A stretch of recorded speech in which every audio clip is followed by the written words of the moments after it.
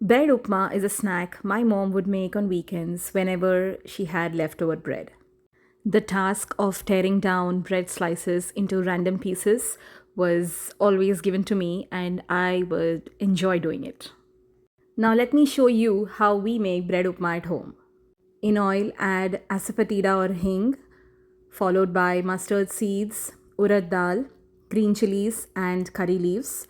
Saute for a couple of seconds and then add chopped onions.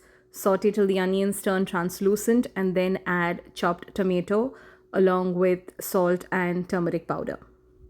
Once the tomatoes are cooked, add these chopped bread pieces into the pan. It may look a lot at this moment, but hold on, let it cook for some time. It will soften and reduce in size. Season it with salt and mix till all the bread gets coated with the masala. Garnish it with cilantro and lemon juice. Mix and serve.